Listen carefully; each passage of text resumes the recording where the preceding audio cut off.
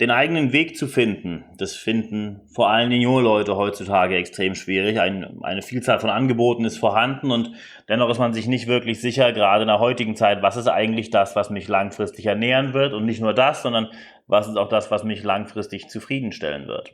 Und dann natürlich auch noch die Frage, was ist eigentlich, wenn die Umstände, in denen ich bin, nicht optimal sind? Und ich habe jemanden interviewt, den ich vor einigen Jahren mal kennengelernt habe, nämlich Shawn James. Shawn James ist in Umständen aufgewachsen nördlich von New York, die wir im Deutschen als schwierig bezeichnen würden und wahrscheinlich im Deutschen auch so nicht treffen würden aufgrund des Sozialsystems, was wir haben. Allerdings hat er es trotzdem geschafft. Er ist heute mit seiner eigenen Selbstständigkeit unterwegs, unter anderem mit verschiedenen Workshops und Trainings, die er anbietet. Und er hat sich bereit erklärt, seinen Weg für uns zu erklären und eben auch uns zu sagen, wie schafft man es eigentlich, selbst seinen eigenen Weg zu finden.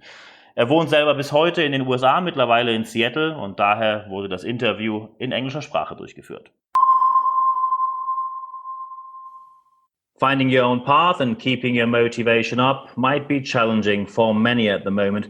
Unfortunately, especially in these times, it is quite hard to find a role model, and you don't want to look into the celebrity world every single time, because let's face it, these situations where they started from and where they are now are quite different from the life we have.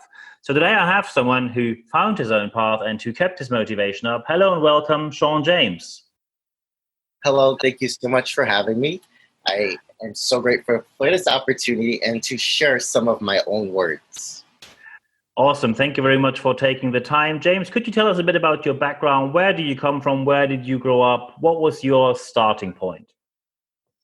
Great. So, hello, my name is Shawn. I'm from the United States. I'm 22 years old, and I recently just started 2 years ago becoming an LGBT activist here in America in the states that I've lived in. The states I've lived in are New York, Pennsylvania, Florida, and Seattle, Washington.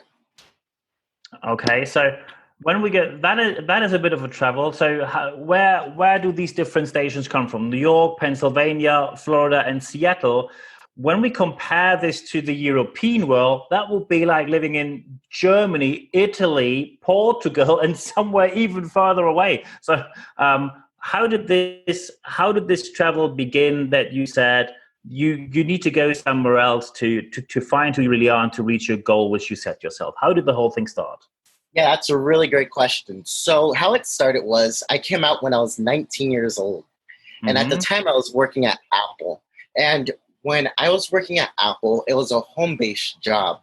So it was really difficult to meet new people, to explore my new sexuality, and to really be able to find people who had similar interests. Because where I come from, the city that I was born in, Poughkeepsie, New York, it was not the most liberal city. Same thing as Pennsylvania. When I moved to Pennsylvania, it was not the most liberal opportunity that I could have where I could freely express myself and feel comfortable being where I was. So that's how, in a brief synopsis, how my journey began.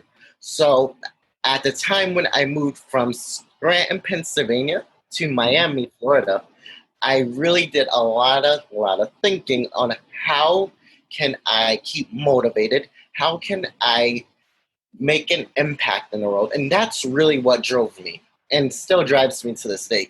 Wherever I go, I love to leave an impact on people, my community, and society. That's what drives me to wake up every morning. That's what gets me up in the morning every day. So when I made the move from Scranton to Miami, I had a goal that I wanted to become an LGBT activist. So I knew that I would have to go out to a major city, which was very different from where I was raised. I was raised in a smaller city with the population of about 20,000. So when I moved to Miami, the population was about 600,000. So it was quite a change. And through this city, Miami, I met so many different people. I met people who were from Germany. I met people who were from London. I met people who were from Japan, Australia, and South America. And this is where I truly began to realize that no one person is alike. And every person that you can come encounter with could bring such a different impact to your life and a different story, a different background. And using this, I created a business where I could bring people together. And it's been great ever since. From Miami, I realized that the weather was not for me though. So that's when I moved to the West Coast and I moved to Seattle. And I've been doing the same thing here, just meeting new people every day, inspiring, impacting my community, people's lives, and the city as a whole.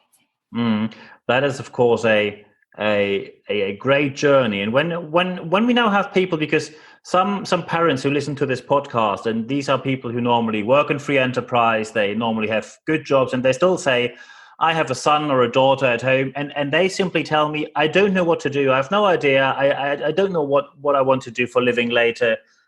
What would you tell them? How can people know what is the right thing for you to do as maybe the first job or the next step in life? How did you find your calling? Yeah, so there is no right or wrong answer. And as parents, the biggest thing that we can do for our children is acceptance, and allowing them to reach out on their own. So really, my real first job was at 17, and it was at a fast food restaurant, McDonald's. It was very basic. And, obviously that's not the life I wanted to live. I wasn't happy. And, I found no motivation working there. So the biggest thing is for parents is to allow your children to find what they are truly passionate about. And as freelance people, we find smaller things that are sometimes looked down on, like writing and music and art. These are all major things that if you have a drive and a passion to do, you can excel in without a doubt.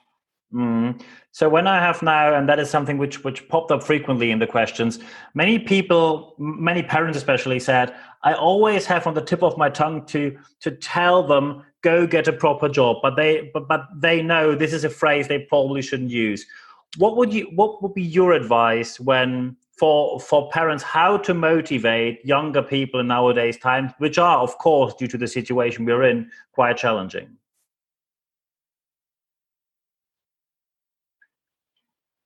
So what I would say there is to motivate our younger children, we want to get off our cell phones. We want to get off of social media, because I really feel personally when we live in a world, social media, Facebook and Twitter and Instagram, all of these sites create a non-existent world for our children. And what we need to do, especially as a freelance generation, is we need to go out. We need to meet people. We need to hear their background. We need to hear their story. And the best writing tips and the creativity flows most for me when I'm outside, when I'm on a beach, when I'm even in my backyard on a sunset. It's when I can do the best true thinking and the best thoughts come during those times. So what I would recommend for these parents is that we, transition out of these non-existing worlds that social media creates, and we get into the real life and start changing what's happening, because we do have a lot going on right now.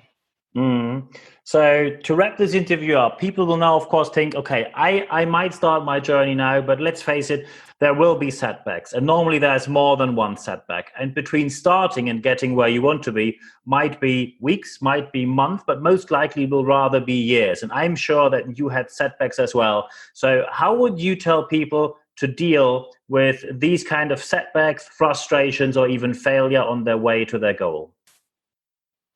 Yeah, so setbacks are something I'm actually really used to.